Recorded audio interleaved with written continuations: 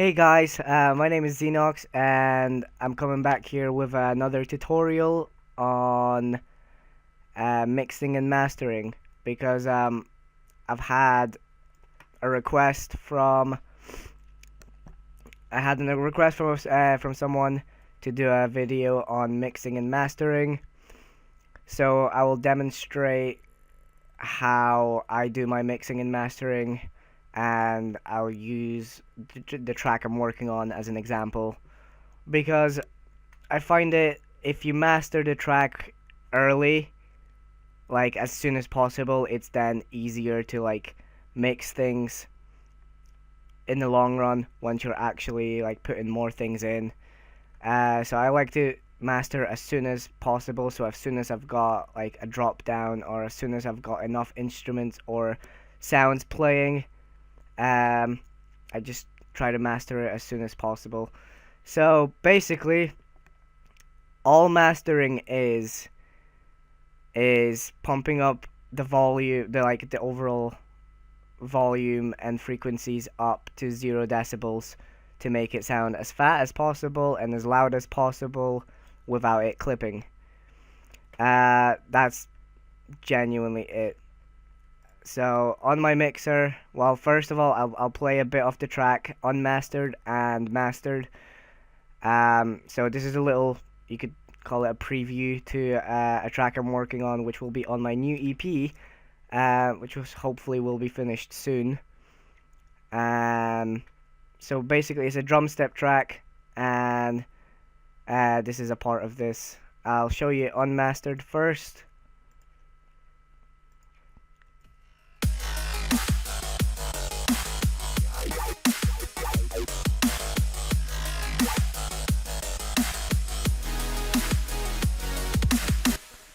And now I'll show you what it sounds mastered.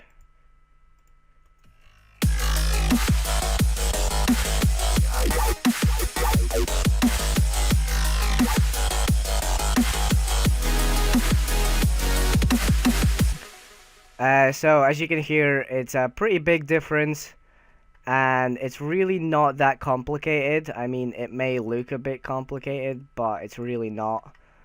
So basically, you have, different sections. You've got the low end, the mid, and high. I use Maximus for all my mastering because it's the easiest to use, in my opinion, and you still get a nice crisp sound out of it. So basically, you get, in the presets, you get different options like Clearmaster, RMS, and stuff, which are good to use for if you're if you're starting off, because you don't have to tweak much, which is what I used to do and still sometimes do.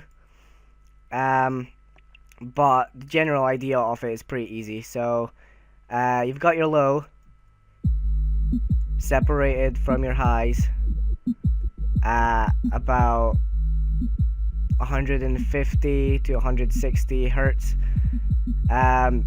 That way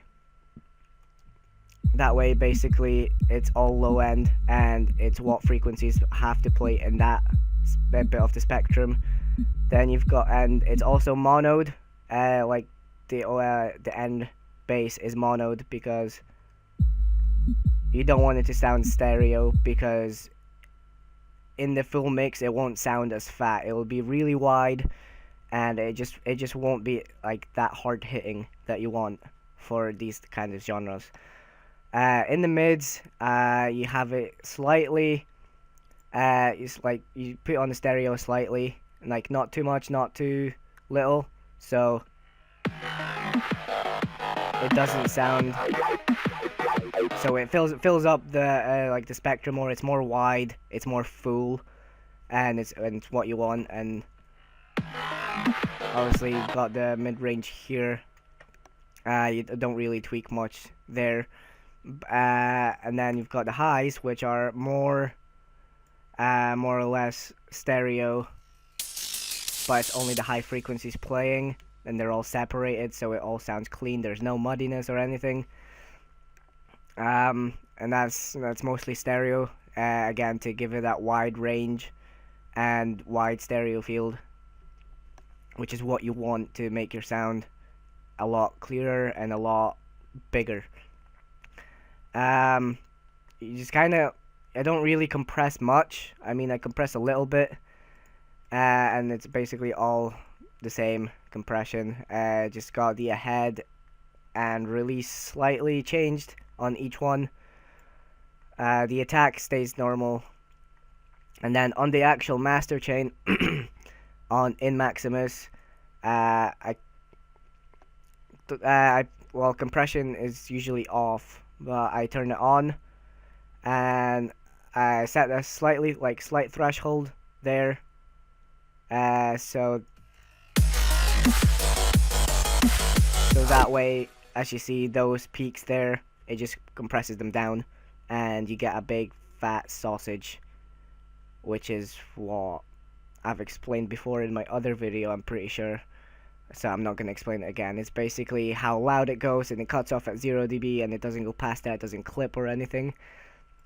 So I've got that, like, this set at maximum ratio, and because, well, maximum dB, because you want as loud as possible, and as big as possible.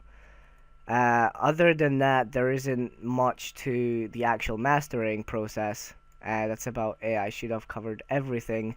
The mixing side of things, here on my mixer, I've got 22 things in the actual mixer just now. This is only for the drop. So I have the drums, which I'll start off with. And it's not all of it. So that's what they sound like with mastering, and what they sound without. It's really not much. I mean, if you want a good clean master, I recommend using good samples as well, because samples are important if you want good drums. So I have a kick from Leviathan, a snare from another sample pack, which is slightly pitched up. Not too much. And then I've got hi-hats,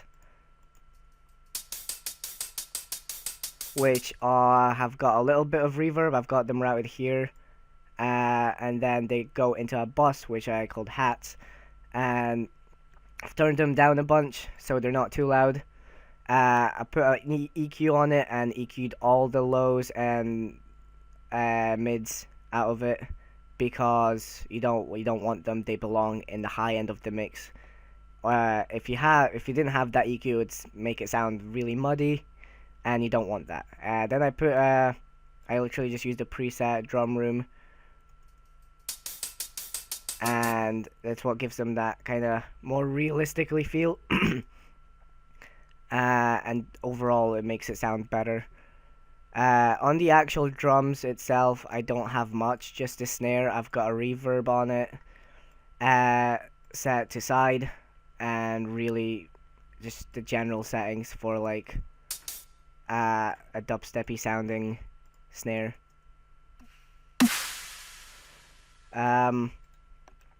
So that's the drums. It's really not much to the drums. I don't tend to do a lot.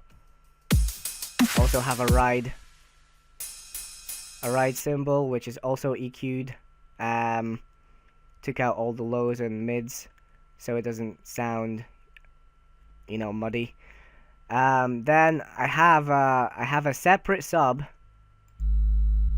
You probably won't hear this if you're listening on a phone or a device that's not got sub in it, because it's pretty low. So I've got a separate sub that's playing the notes of the basses, and every other bass that I have, or everything else that I have, has not got any low end in it. Because you don't want low end. Like, you want to filter out all the low end out of the basses, because a separate sub keeps it fatter, and it keeps it cleaner in the general mix, which helps out your track a lot, makes it sound more professional. So you want to have a separate sub usually, and filter out all the bass, like have a high pass on all the bass sounds, even especially the ARPs and stuff, because they usually sound muddy and low endy.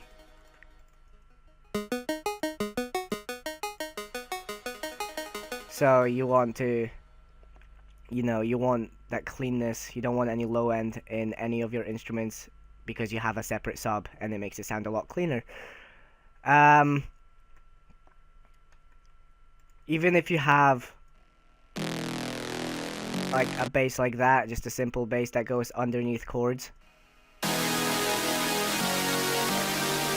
you want to have a low high pass on that as well, because the bass, the sub bass from that plays and it sounds a lot cleaner and just easier to mix, easier to like get all the muddiness out of everything and have a general like clean sound. Also, one thing I like doing when if I want to have a fuller sound and like a drop or something, have either a crowd in the background really quietly to fill up the spaces, or what I like to do is get an impact sound from a Leviathan and have it playing on beat, so it makes it sound a lot more full and a lot wider. I probably repeated myself quite a lot of times there, but oh well. It's important that you don't have any low end in any of the basses, and you have a separate sub, and you have those little things to fill in the gaps, which makes sound a lot cleaner and a lot wider. That's basically all I can tell. This is basically all I can say about mastering and mixing, because that's all there is to it. Like with enough practice, you'll eventually get the hang of it, and it'll be like a piece of piss to you.